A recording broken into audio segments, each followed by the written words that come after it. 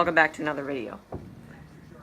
My voice sounds weird. Alright, so anyways, today I'm going to be talking about the new Call of Duty World War II release, which is the new Call of Duty game, basically, that was released earlier today at about 10 a.m., I think it was. And I'm going to talk about other games and compare them to them, and show you some gameplay from other games and compare, or not compare, but make some expectations and what I hope they're going to be like. So, first one we're going to be talking about is a classic that we would obviously talk about. Now, this one is a classic game that I played the campaign of.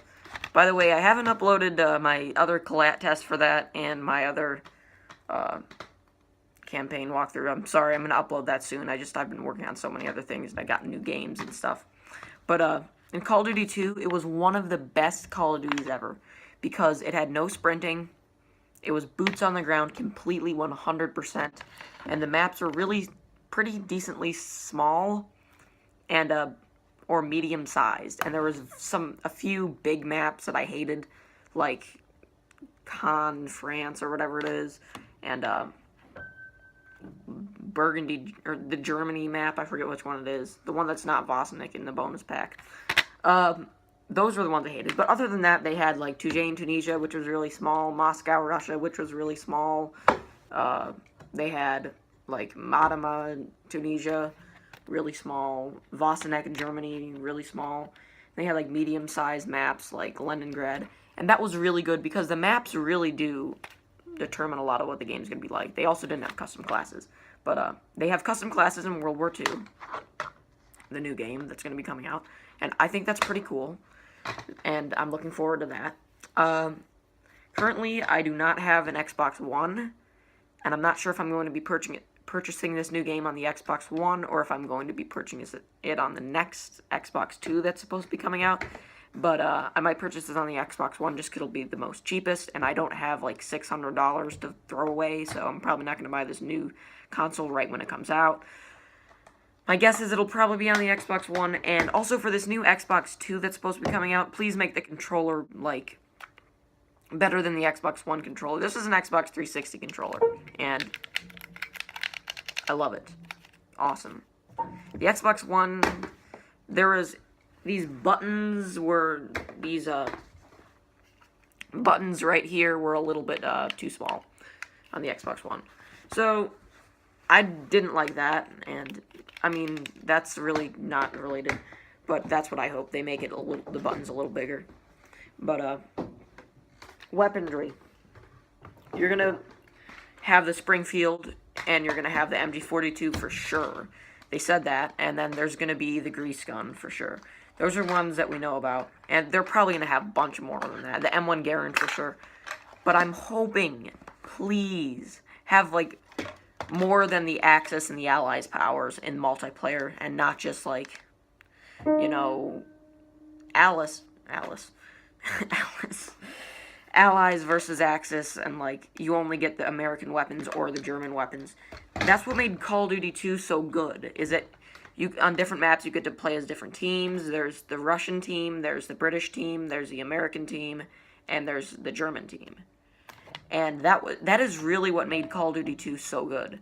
And please, I mean, I know they're probably going to have them in the campaign, like, but hopefully, but please have, like, more things. And another thing that made, anyways, the recording cut out, but I was talking about campaigns.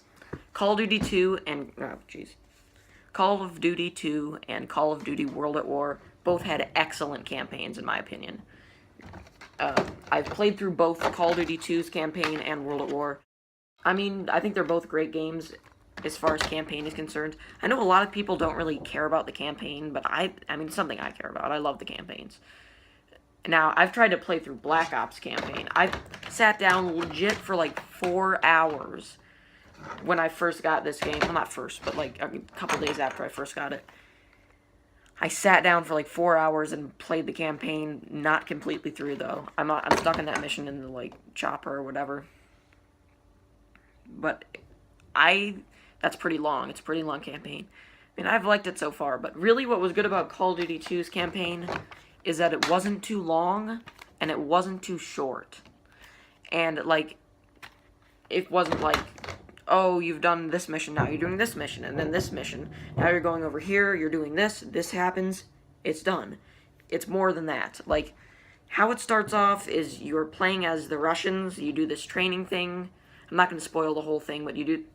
Okay, sorry, but this game came out in 2005, so it's old, it's been out for a long time. So if you don't know this, just play the game. Skip past what I'm saying for like a minute. But, the campaign goes like this. You start off, you're playing as the Russians, and Commissar Letlev is, training you. You do much of this stuff. And then there's demolition, you blow up a building. Lieutenant Leonov, blows up a building with a bunch of Germans in it, and instead of asking them to surrender, he just blows them up. That I found kind of like World at War, now that I think about it, because in World at War, there's these Germans, and they're begging for mercy, and you kill them anyways, and that's kind of a connection to World at War. Also, there's a sniper mission in Russia in World at War. There's a sniper mission in Russia in Call of Duty 2, spoiler alert. And then, after that, there's only like 6 or so missions.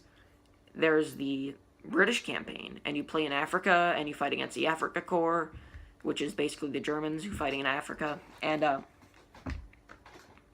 it's pretty cool. And after that, you fight in Germany, and you fight against the Germans and as the British, and then you fight as the Americans, and you wrap up the campaign in America. A lot of what Call of Duty 2's campaign is based off of is like there's the Armored Car Escape is one of the best missions. One of the things, can't even think of the name of it. Ramal's last stand was one of the hardest ones to do, especially to do on Veteran. I've never completed it on Veteran, but they had some pretty good stuff in Call of Duty 2. A lot of it was based off of planting explosives, and then it wraps up in Germany, and I forget what his name is, but the one American dude says, you did a good job, and then Captain Price is in COD 2, wearing a red beret. Anyways, here's a picture of it. It's a really, really cool game, and, World at War, you fight against the Japanese. Now, that's what I'm hoping, is that you kind of get some variety in this new World War II game. I hope that you can fight against, like, the Japanese and the Germans, or you can fight as, like, the Russians, and you can fight as the British, or maybe the French. That's what I'm really hoping for. Modern Warfare 2 I have out, too. I don't know why I do, but, it was a cool game. You could rank up on split screen, and I'm hoping they'll have that. And it has some good maps. I just hope this has some small maps, some good multiplayer. But anyways, I got off topic. Whew. Zombies. They're supposed to have some kind of new zombies thing. I'll show you the picture up on the screen. But, there's a picture. I'm just hoping for some good zombies. Obviously the box, some perks, some pack-a-punch stuff. That's what I'm hoping for, really. Anyways, this has been Foley 3 Kids, and I'll see you next time. But I'm going to play some Piano Man. I don't even know.